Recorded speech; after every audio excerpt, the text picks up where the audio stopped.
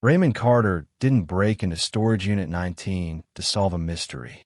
He broke in because the lock was old, his crowbar was good, and the resale value of a space heater at the pawn shop on Route 9 was $11. Maybe 14 if the manager was in a decent mood. He'd done this up and down the row of corrugated metal doors at Red Creek Storage Depot a dozen times before sunrise, and Unit 19 gave up its lock on the second swing.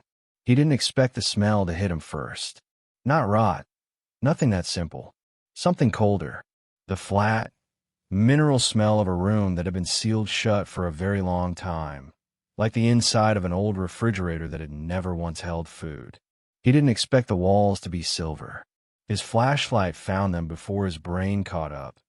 Every surface of the unit, floor to ceiling, wrapped in layers of foil and reflective sheeting, the beam of light scattering back at him from a dozen directions at once, so that for a second he thought there was more than one person standing in that room with him.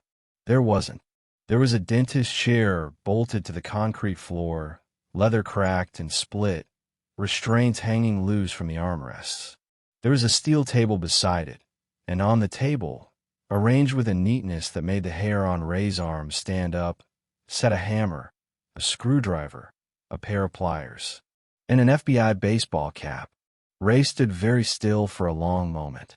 Then he did something that, later, an investigator would tell him probably saved his life. He backed out, closed the door as best he could, walked 3 blocks to a payphone outside a gas station, and called the police. He never went back inside that unit. Not once. Not even when they offered to pay him for a follow-up interview. What the responding officers found when they opened Unit 19 properly, under full daylight and with gloves on, was worse than what Ray had described. Beneath the FBI cap, sitting almost deliberately in the center of the steel table, was a leather badge wallet. Inside it, behind a cracked plastic window, was a gold shield and photo identification. Special Agent Daniel Mercer, Federal Bureau of Investigation. Missing since 1987. For 4 years. The Bureau had chased that name down every road it knew how to chase a name down. No body. No ransom note. No confirmed sighting. No matched fingerprint. No credible tip that hadn't deadened it in an empty field or a stranger's mistaken memory. Daniel Mercer's file had gone from active to cold to the specific, quiet kind of forgotten that happens to cases nobody officially closes but everybody privately gives up on. Then a homeless man broke into a storage unit looking for a space heater, and Daniel Mercer's badge turned up sitting on a table like it had been placed there for someone to find. The detectives on scene made the obvious assumption first, that this was where it had happened, that this silver room, for years cold, was the last place Daniel Mercer had ever stood. It was a reasonable theory, and it lasted exactly as long as it took someone to check the storage facility's rental records. The lease on Unit 19 had been signed in 1988, 1 full year after Daniel Mercer disappeared, which meant someone had walked into that room, passed whatever had already happened to Daniel Mercer, and rented it, on purpose, in their own hand for cash, a full year later. Someone had kept using it. Someone had kept it hidden, maintained, silver walls fresh enough that the foil hadn't so much as peeled at the seams in 3 years of Texas heat. Daniel Mercer's badge hadn't been left behind in 1987. It had been placed there, by somebody who was still around to place it. Before we begin, if you enjoy stories like this, please consider subscribing to the channel. Your support truly means a lot. Thank you, and let's begin. To understand what that room meant, you have to go back 4 years, to the version of Daniel Mercer who is still very much alive, 34 years old, 2 years into an organized crime and trafficking task force out of the regional field office, the kind of agent other agents borrowed notes from. He wasn't flashy. He didn't chase headlines. He filled legal pads with the same cramped, deliberate handwriting, whether he was documenting a wiretap or writing his daughter's name on a birthday card, and he double-checked everything twice, because he'd learned early that the case that gets you killed is never the one you thought was dangerous. For 8 months, Daniel had been working a trafficking network that moved through 3 counties and touched, he suspected, People with far more polish and far more money than the low-level runners his task force usually pulled off the street. His primary source inside that network was a man named Richard Bell, a nervous, chain-smoking informant who'd first come to Daniel 2 years earlier, trying to trade information for leniency on an unrelated charge, and who had, slowly, become something Daniel trusted more than he probably should have. On a Thursday evening in October 1987, Daniel told his partner, Agent Thomas Hale, that he was meeting Bell one last time before the case went to the grand jury. A roadside diner off Highway 12, the kind of place with a name in cursive neon and a payphone by the restroom. Routine. He'd done it 30 times before. "You want me on this one?" Thomas asked him, half out of habit. "He gets spooked if it's more than one of us," Daniel said. "I'll call you after." He never called. His car was found the next morning, parked at an angle in the gravel lot of that same diner, driver's door unlocked. Inside, his briefcase still latched. A legal pad with 3 lines of notes, and then nothing. A half-finished cup of coffee gone cold in the console. His jacket, folded on the passenger seat, the way a man folds a jacket when he intends to come right back for it. Daniel Mercer was not in the car. There was no blood, no sign of a struggle, no skid marks, no witnesses who remembered seeing anything unusual at a diner that, on any given Thursday, had maybe 6 customers total.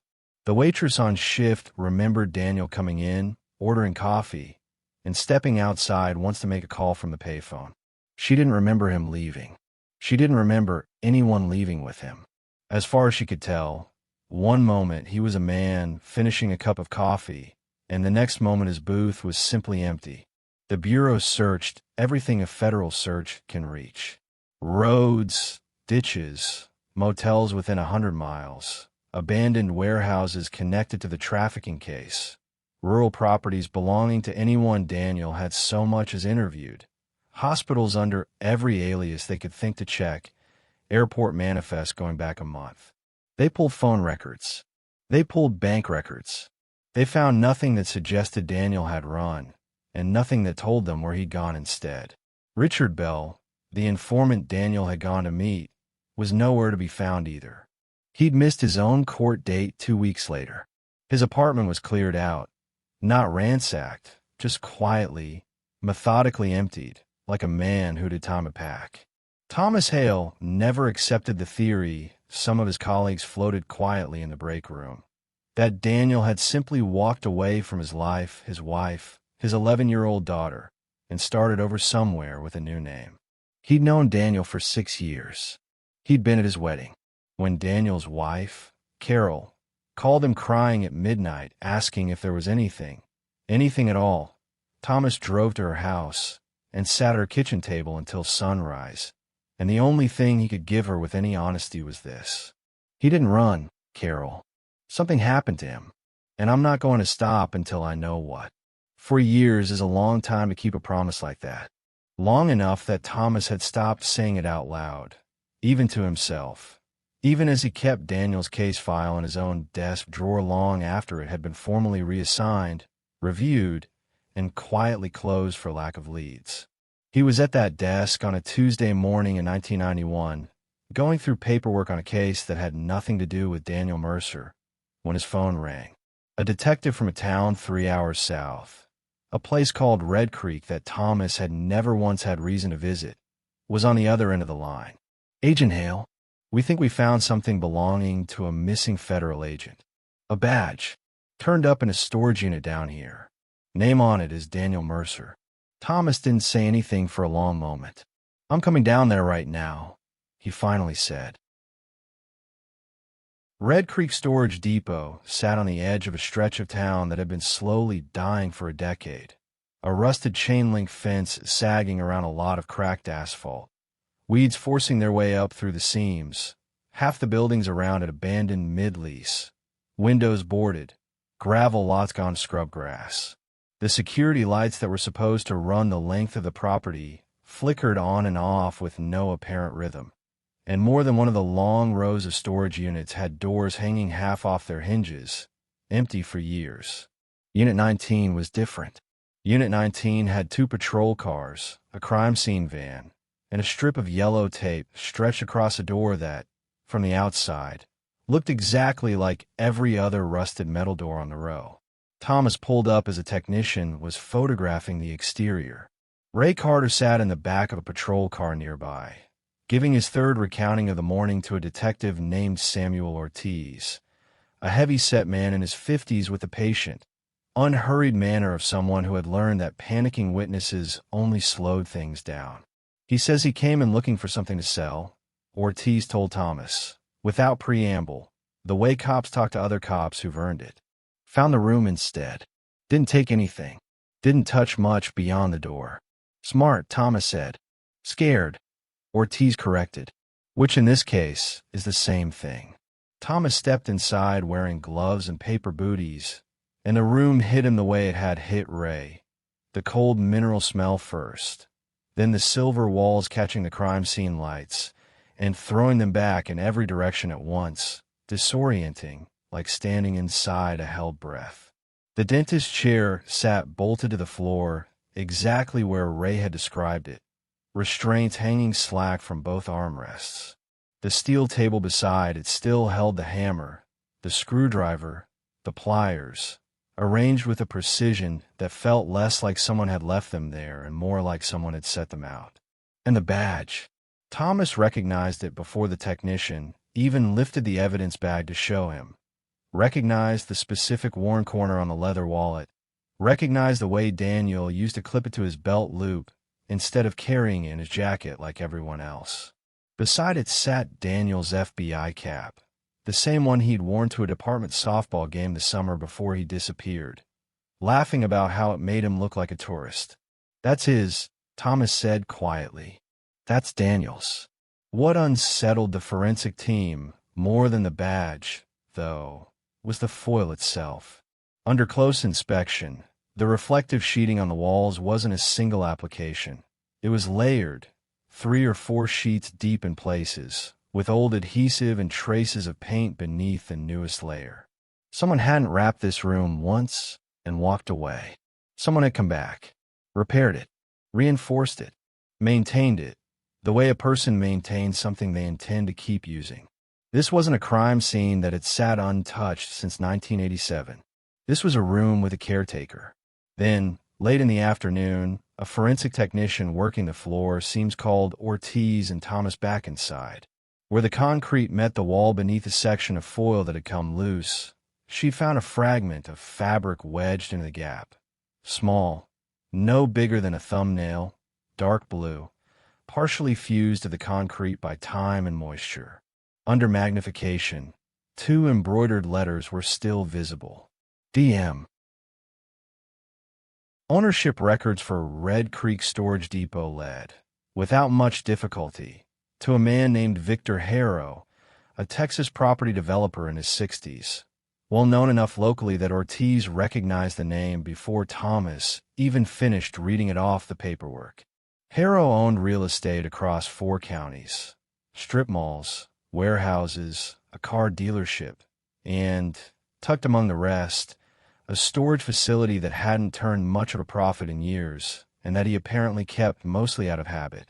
He arrived at Red Creek that evening in a car that cost more than most people in that town made in a year, wearing a sport coat that looked freshly pressed despite the hour, and he was, by every account, remarkably calm, polite, cooperative in the specific, practiced way of a man who has spent his whole life being the most important person in every room he enters, and has never once had to raise his voice to prove it. I own the building, Harrow said, when Thomas asked him directly about Unit 19. I don't know what people do inside it. You'd be amazed what people rent storage space for. He said he'd never personally seen the room. Said the unit had been leased to a man named Paul Grady. Cash payment, month to month, minimal paperwork. The kind of tenant a half-empty storage facility doesn't turn away just because he's vague about his last address. What did Grady look like? Thomas asked. Harrow considered this for a moment too long. Average height. Kept himself. I'd have to check my files for anything more specific.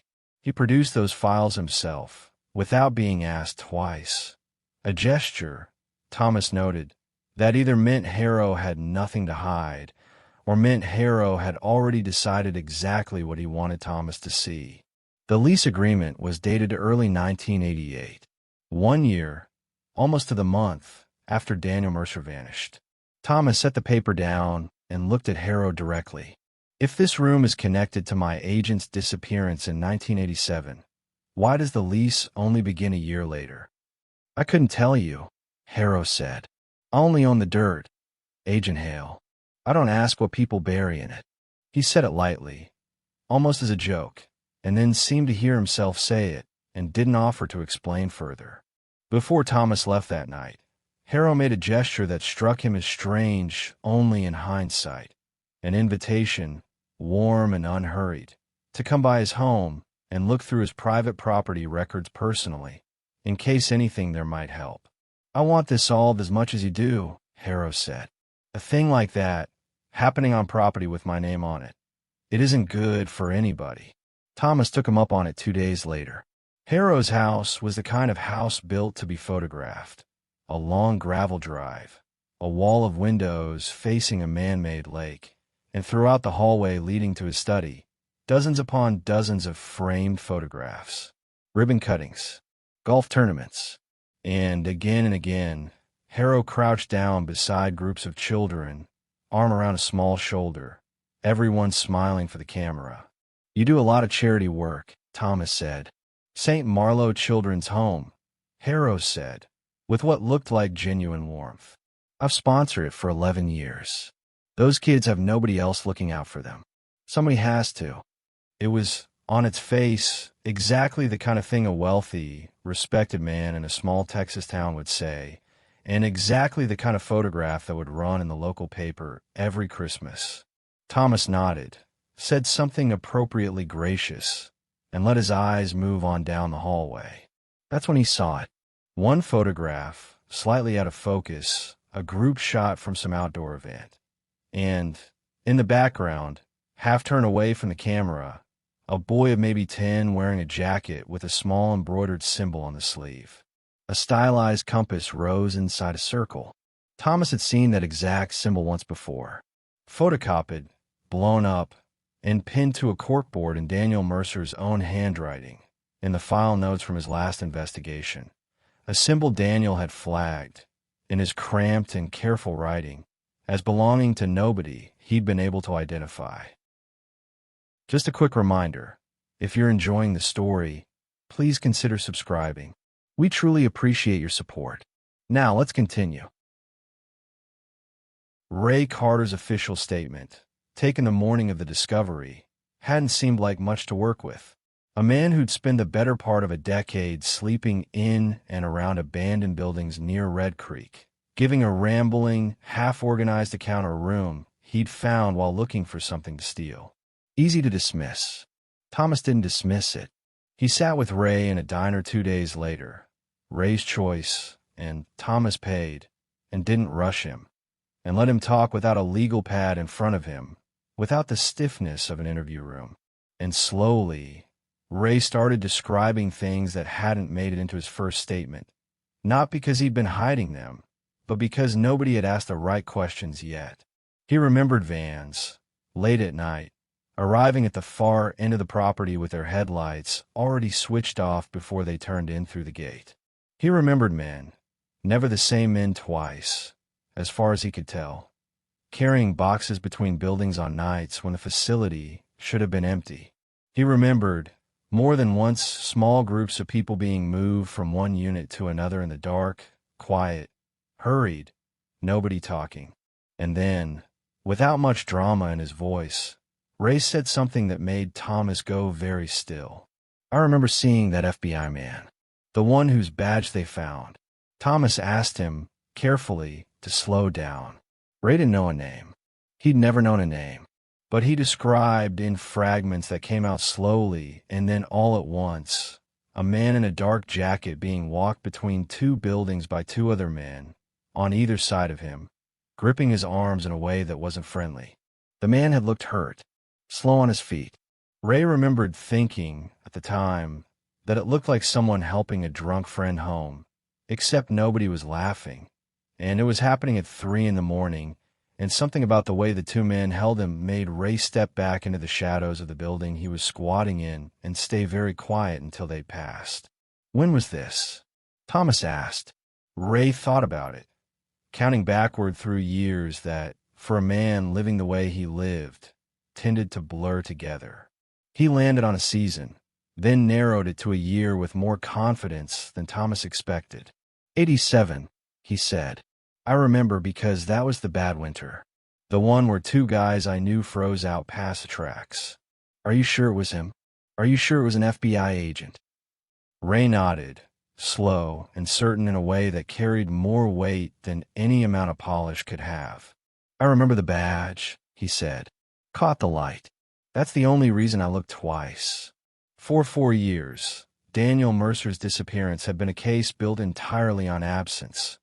No body, no scene, no witness. Now, for the first time, investigators had something they'd never had before. Someone who had seen him. St. Marloe Children's Home, on paper, was exactly what it presented itself as.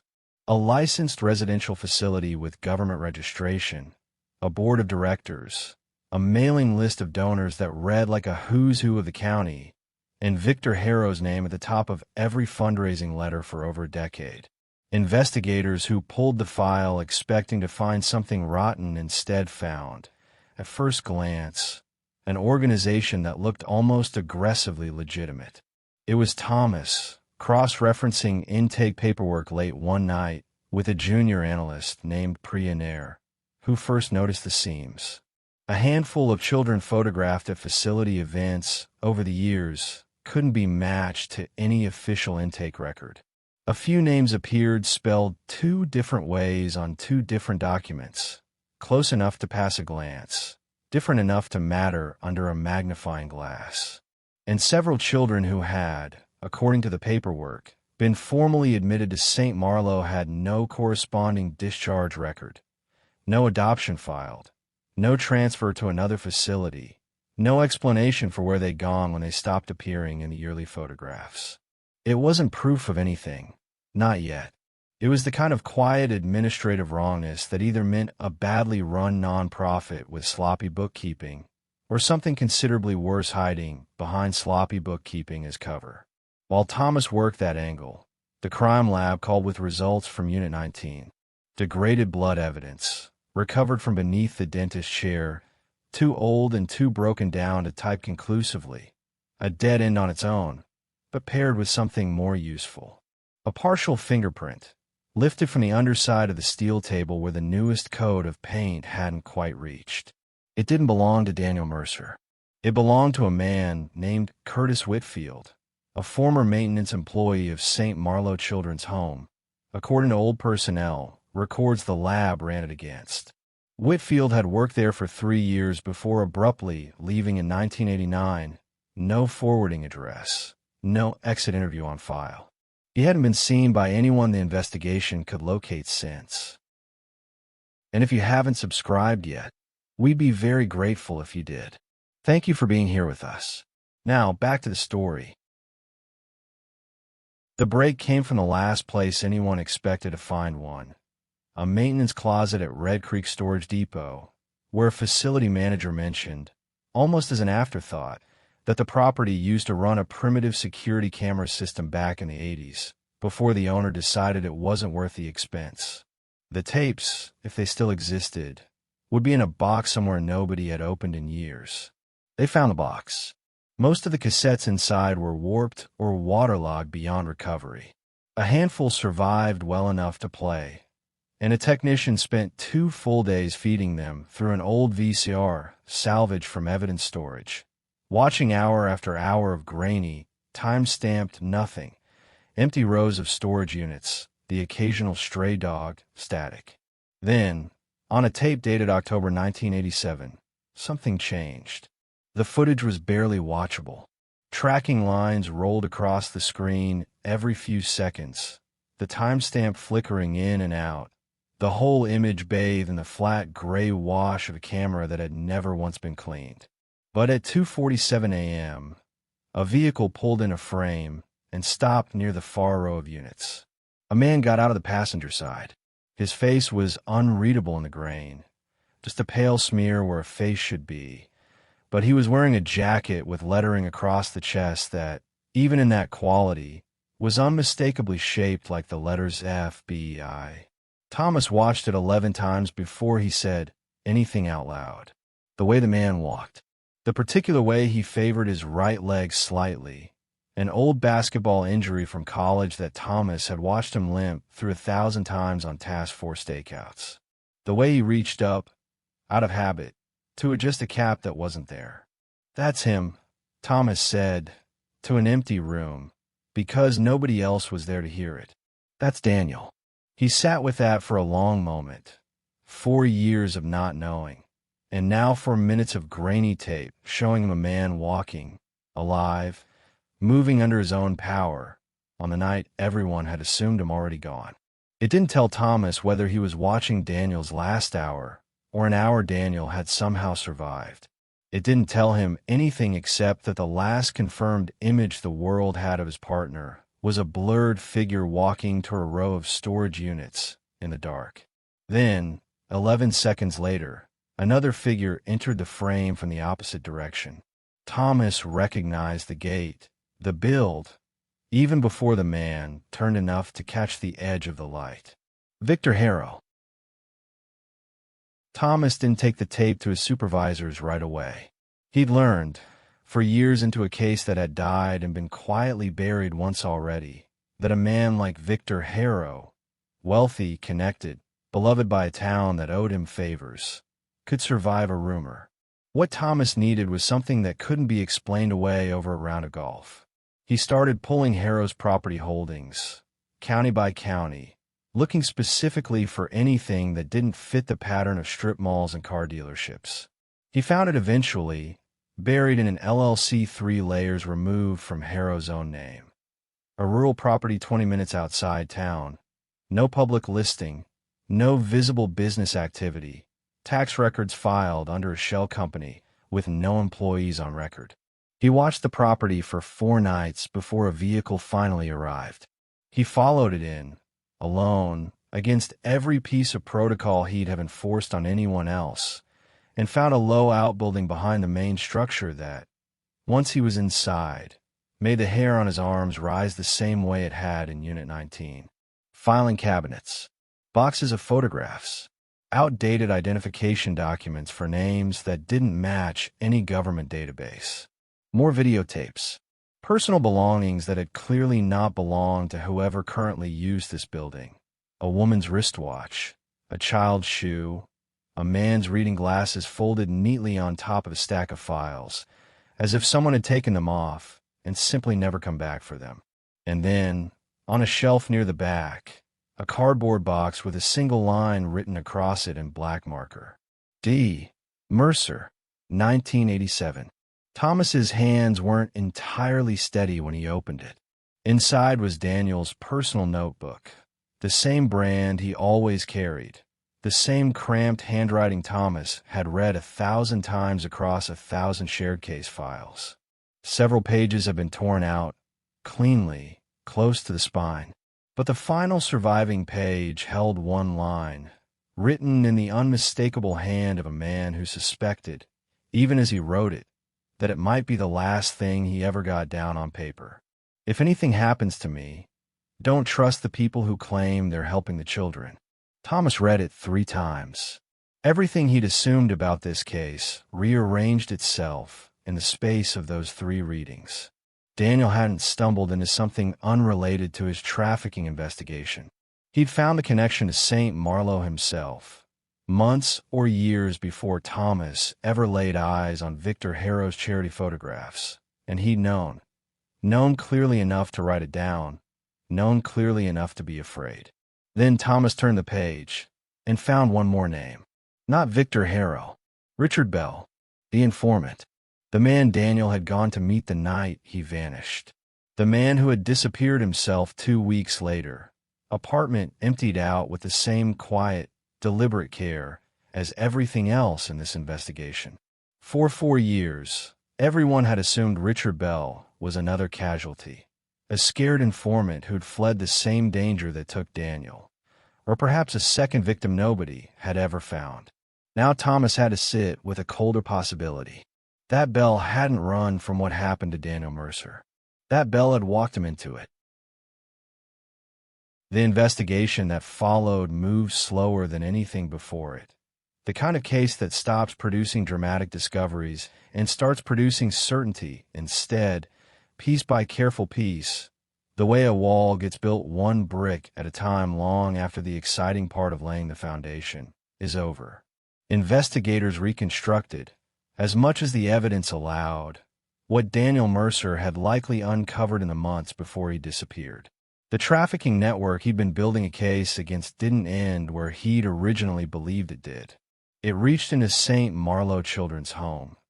Not the charity itself, corrupted wholesale, but a channel running through it, hidden inside real paperwork and real donors, and a genuinely beloved local reputation that made it the last place anyone would think to look. Victor Harrow's name touched both the storage facility and the children's home. Curtis Whitfield's fingerprint connected the maintenance staff of one to the hidden room of the other.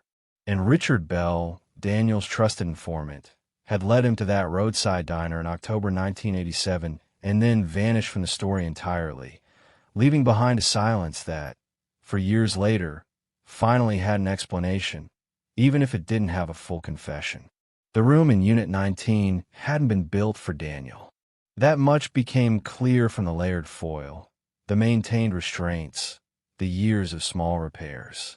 It had existed before him, used for purposes the investigation could now only partially reconstruct, and Daniel had been brought into it after he was taken, a federal agent who'd gotten close enough to something to become a liability, and who had, in the end, ended up inside the very room he might have been trying to expose. What the evidence could not do, even now, was answer every question. There was no body. There was no final, certain account of what happened to Daniel Mercer after that grainy 11 seconds of tape. The blood recovered from beneath the chair was too degraded to type with confidence. The most the investigation could offer Daniel's family, in the end, was enough to bring charges against Victor Harrow, enough to finally close the file on St. Marlowe's hidden channel, and not enough to bring Daniel home. Harrow was arrested within a month, his properties searched, his charity dissolved under a cloud that no donation history could survive. Whitfield remained missing. Bell remained missing. And the search for Daniel Mercer's remains continued long after the headlines about Harrow's arrest had faded from the local paper, without ever producing the one thing Carol Mercer had spent 4 years waiting for. Thomas Hale went back to the Bureau's regional office the week after Harrow's arrest and set Daniel's recovered badge on his own desk, where it stayed for the rest of his career. 4 years earlier, everyone around him had quietly assumed Daniel Mercer's case had gone cold in the ordinary way that cases go cold. Bad luck, bad timing, a man who simply vanished into the kind of silence nobody ever explains. Now they understood it differently. Daniel hadn't disappeared into silence at all. He had gotten close enough to something dangerous that the people protecting it had to make him disappear, and had spent 4 years afterward hiding in plain sight, sponsoring charity events, cutting ribbons, standing for photographs with the very children whose home had been quietly turned into cover. The Bureau had searched highways, rivers, warehouses, and abandoned buildings for 4 years looking for Daniel Mercer. What they found in the end wasn't where he'd been taken. It was how long the people responsible had been standing in plain sight the entire time, smiling for the camera. Daniel Mercer was still missing. But for the first time in 4 years, the people looking for him finally knew one thing for certain. He hadn't disappeared. Someone had made him disappear.